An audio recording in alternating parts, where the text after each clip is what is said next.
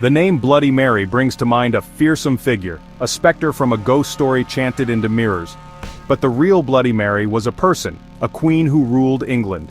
Her name was Mary Tudor, Queen Mary I of England. She was the first queen to rule the country in her own right, not as the wife of a king. Her story is one of dramatic shifts in fortune, from a cherished princess to a declared illegitimate child, and finally, to the throne. Understanding her life requires looking past the chilling nickname and into the turbulent world that shaped her. Mary was born into royalty in 1516, the only surviving child of the formidable King Henry VIII and his first wife, Catherine of Aragon. As a princess, she received a first-class education and was, for a time, the beloved heir to the English throne. Her mother, a devout Catholic from Spain, instilled in Mary a deep and unwavering faith that would define her entire existence. For the first years of her life, she was a symbol of the powerful alliance between England and Spain, promised in marriage to the Holy Roman Emperor, her cousin Charles V. Her future seemed secure, her path to power clear and undisputed. However, Mary's world was shattered by her father's desperate desire for a male heir.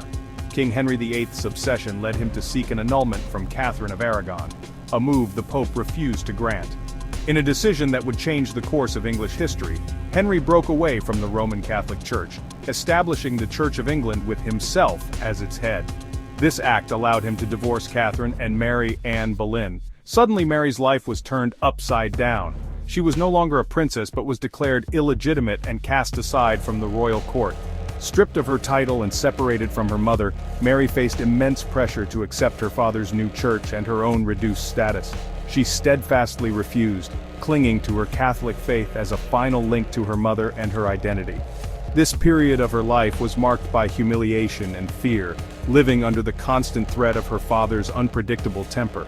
She was forced to serve her younger half-sister Elizabeth, the daughter of Anne Boleyn. This early trauma and her unyielding religious conviction were the crucibles that forged the determined and later infamous queen she would become. After years of turmoil and the short reign of her Protestant half-brother, Edward VI, Mary Tudor finally ascended to the throne in 1553. Her path to power was not easy. She had to rally support to overcome a plot to place her Protestant cousin, Lady Jane Grey, on the throne instead. The people of England, at first, largely welcomed her. They saw her as the rightful heir of Henry VIII, a return to the legitimate Tudor line. For Mary, becoming queen was more than just a political victory. She saw it as a divine mission. Her primary goal was to undo the religious changes made by her father and brother. Mary believed with all her heart that England had been led astray from the one true faith. Her mission was to bring the country back into the fold of the Roman Catholic Church. One of her first acts as queen was to repeal the Protestant legislation passed during Edward VI's reign. She reinstated the Catholic Mass and began the slow, difficult process of restoring the authority of the Pope over the Church in England. This was a monumental task, as a generation had grown up under the new Protestant faith, and the English nobility had profited immensely from seizing the lands of the old monasteries. To secure a Catholic future for England, Mary knew she needed to produce an heir. At the age of 37, she married Prince Philip II of Spain, the son of her cousin Emperor Charles V. This marriage was deeply unpopular in England. The English people were suspicious of Spanish influence and feared that their country would become a mere pawn in Spain's vast empire. This fear was not unfounded, as the marriage treaty placed significant power in Philip's hands, though it did prevent him from inheriting the throne if Mary died childless. Public discontent over the marriage was widespread and fueled Protestant opposition to her rule. The unpopularity of the Spanish marriage soon erupted into open rebellion. A plot led by Sir Thomas Wyatt the Younger aimed to depose Mary and, in some versions of the plan, place her half-sister Elizabeth on the throne. The rebellion was a serious threat, with Wyatt's forces reaching the outskirts of London before they were defeated. The failed uprising had severe consequences. Mary's government responded harshly, executing Wyatt and around 100 other rebels. This event hardened Mary's resolve and marked a turning point, leading to a much more aggressive and unforgiving approach toward her religious opponents. Following the suppression of Wyatt's rebellion, Mary's government embarked on the campaign that would ultimately define her reign and earn her the Bloody Mary moniker. With the old heresy laws reinstated, Queen Mary began a systematic persecution of Protestants.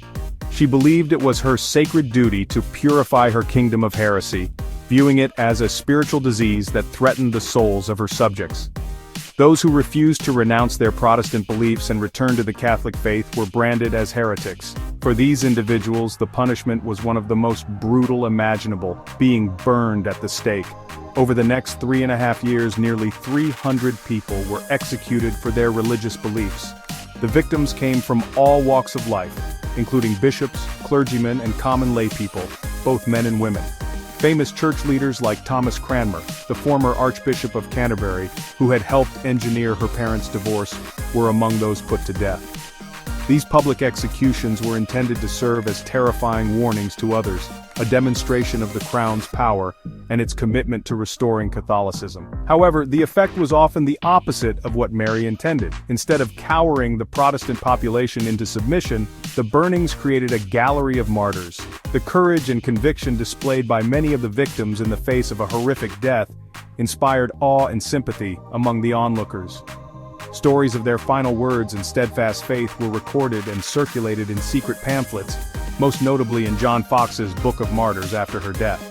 This book became a cornerstone of English Protestant identity, painting Mary as a cruel tyrant and cementing her bloody reputation for centuries to come.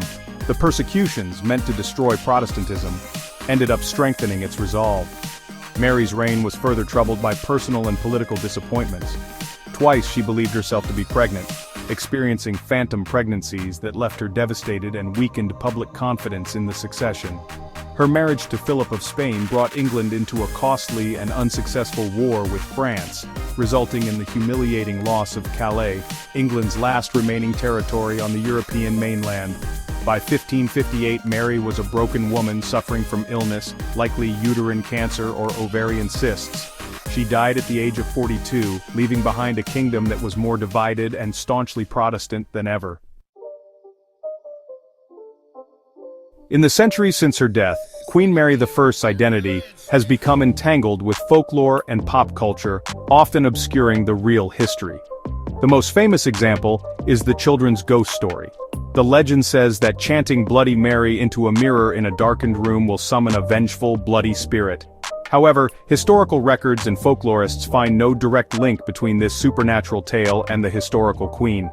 The urban legend likely evolved from older folklore about spirits and mirrors, with Mary's terrifying nickname making her an easy and recognizable figure to attach to the story. The ghost in the mirror is a fiction, not a reflection of the queen. Similarly, the popular brunch cocktail, the Bloody Mary, is often claimed to be named in her honor.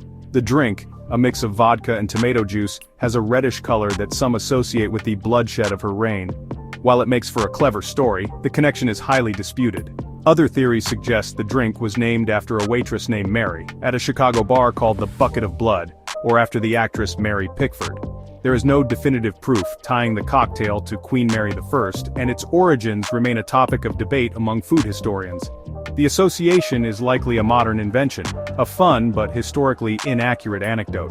Queen Mary I's true legacy is far more complex than a nickname or a ghost story. She was England's first reigning queen, proving that a woman could hold the highest office in the land. Her 5-year reign was a pivotal moment in English history. Her unyielding effort to restore Catholicism, while brutal, ultimately backfired, and helped solidify England's identity as a Protestant nation. The persecutions created a powerful narrative of Protestant martyrdom that would influence English politics and religion for generations. She is remembered not for what she built, but for the fierce and ultimately failed battle she waged against the tide of religious change. In summary, Mary Tudor's life was a tragedy shaped by forces beyond her control. She was a woman of deep, sincere faith who inherited a kingdom torn apart by the very father who had cast her aside. While the name Bloody Mary points to the nearly 300 Protestants executed under her rule, it's crucial to see her within the violent context of the 16th century, where rulers like her father and half-sister also authorized executions for religion and treason. She was a devout, determined, and ultimately tragic figure, whose legacy was written not by her, but by the Protestant successors who defeated her cause and ensured she would be remembered primarily for blood.